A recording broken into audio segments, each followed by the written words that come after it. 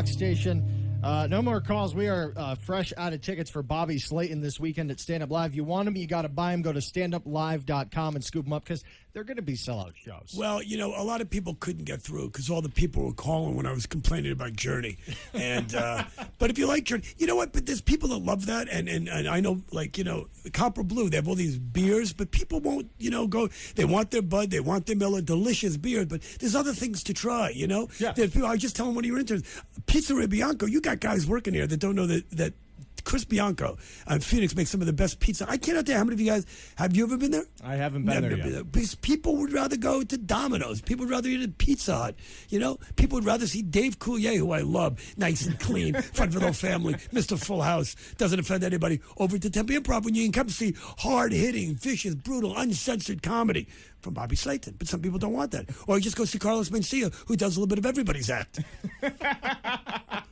Bastard. I hate that guy. Well, I'm jealous of you. Yes. Not because well, you hate all these people. Of course you are. All the money I make and all the women I sleep with. Yeah. Yes, I understand. But why else? Aside from that, because you got to go see the Rolling Stones. Oh. Well, I've been seeing you post about this, and it's like, Slayton, that bastard. That's the only band that I would never miss. And, Aerosmith, who are just pretenders to the throne, and the Black Crowes. Just go see the Rolling Stones. I mean, Mick Jagger. By the way, whoever thought Keith Richards would wind up being the best-looking Rolling Stone? Have you seen that guy? Whoever thought that would happen? He's hanging in there. By the way, the greatest living testimonial to drug abuse on the face of this earth. The guy's almost 70. When my father was 70, he couldn't get out of the bathtub without his testicles dragging on the cement, with his underwear pulled up to his neck, with the things hanging down like the tailpipe from an old Chevy, scraping along the ground. My father never did heroin, never did blow, and never wrote Satisfaction. So don't tell me how bad Keith Richards looks, okay? I think he looks great. Unless, of course, you're a woman, you look like that, not so good. When guys age, they could, Robert Redford, Clint Eastwood, you see the lines in their face, you see every cigarette, every movie. But when a woman walks down the street and looks like that, she needs, you can see why they get the work done. But the Stones, what's amazing to me is you watch Mick Jagger, who's 70, running around that stage with the metabolism of a hummingbird, who basically runs around like a spider monkey with not one drop of fat on his body. And my wife and I were standing there in that tongue pit, and after 20 minutes, I'm going, God, my knees hurt. I think they were on the second song, and I was looking for some place to sit down. And Jagger's up there jumping around for 2.5 hours. So God bless the Rolling Stones. And it was great. Like I said, I had to sell one of my cars to get the tickets, but it was worth it. You don't get any special treatment? Now, some of the guys were at your shows recently, weren't they? No. Who came to my show recently? Lou Reed did. Oh, Lou Reed came to my show. Didn't Lou play with the Stones? Up on stage at that concert? Oh, no, that was Metallica. He played with at the Rock and Roll Hall of Fame Awards. Maybe he played with them. Lou Reed, he was another guy along with Alice Cooper. That was one of my heroes in high school. The Velvet Underground, and then you Walk on the Wild Side. Lou Reed is just a genius and a legend and a monster. And he's a cranky old Jew, just like me. Another reason I like him. But he was in Cleveland, and I was taping my special there 2 weeks ago. And somebody said to me, I was about to go on stage. And not the night I taped the special, but I was about to go on the night before, working on my new 1 hour. And the MC's on. About to bring me out. The owner of the club says, hey, Bobby, Lou Reed's right across the street at a cafe. And I said, somebody get a note up to the MC and tell him to do another 5 minutes. I know this is unprofessional, but, pretend I have to go to the bathroom. And I had to go, and I had to go say hello to Lou Reed. And like a little kid, I went over there.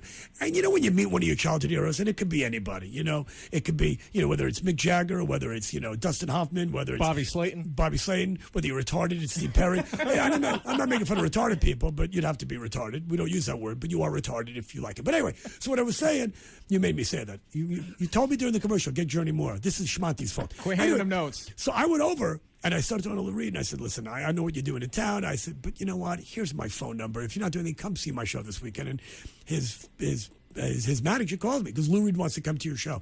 And I've been doing stand-up for 35 years, and I was like a little kid. I'm like a little kid whenever, that's one thing about showbiz. Playing the comedy clubs are great, and Stand Up Live's a great club. But once in a while, when you get to work with people, like when I did the Rat Pack movie about 10 years ago with Ray Liotta, when I played Joey Bishop, and he was Frank Sinatra. I mean, Joe Montana and Don Cheadle, but it's Ray Liotta. I mean, this is Goodfellas.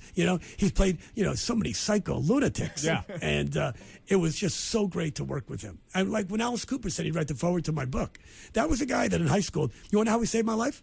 Do we have time? Yeah. I'll tell you how Alice Cooper saved my life. And it's a roundabout way. But okay, I'm 17 years old, 16 years old, and Alice Cooper, Love It to Death comes out, and then Killer. And these albums were mind-boggling to me. I mean, it was up there with Exile on Main Street and the first New York Dolls album, and it was just part of my life. It was just great, great, great, great stuff. So that's all I listened to was Alice Cooper. I'm 17 years old, and I fall in love with the most beautiful girl in my high school. She was 16, Elise Walton. And I don't know what to say to a chick, you know. I mean, I'm 17. All I know is pot, monster movies, Abbott and Costello meets Frankenstein, and Alice Cooper. This is all and Mickey Mantle and the Yankees. Well, I don't know what to talk about. Yeah. So I'm just talking about Alice Cooper and how much I love him. And she's into Motown and soul and R&B. Sam Cooke, you know, Otis Redding, all this great stuff. Jackie Wilson, you know, the Four Tops. What is this crap? This Motown. And because to me, I'm 17. You know, I'm like Beavis and Butthead combined in one giant retard guy. So that's all I'm talking about. So for 2 weeks, all I'm talking to this girl about smoking pot, Alice Cooper, and she's into all this cool stuff. Anyway, fast forward years later, I'm doing stand-up comedy. And about 20 years later, I go back to my hometown. And I heard that she still lives there. And she got married in my hometown in Westchester, New York. And I knock on her door. She's slightly overweight. She's got 4 kids. She's like, the house should have been shaped like a shoe, you know? And, you know, she's married. She's living up there.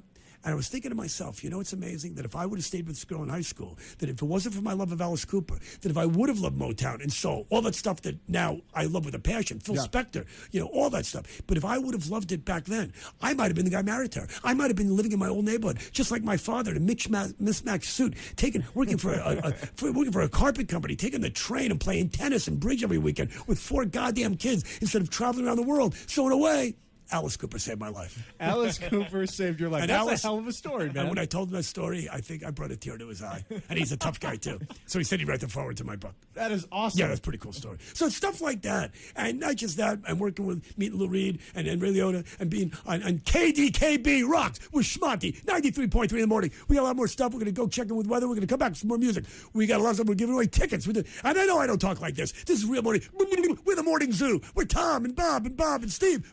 We're giving this away. Let's check with news and let's see what kind of traffic we have out there. Okay, Helen? How was that? That was awesome. Do you want to hang or do you have to go? No, I have no I couldn't tell. I'm not working. You're rushing. I'm not working for 12 hours, Schmont. All right, well, we'll make it go a little bit longer then. Bobby Slayton. On 93.3 KDKB, the home of rock and roll. Yeah! Monty. People like this are a menace to decent society. On 93.3 KDKB.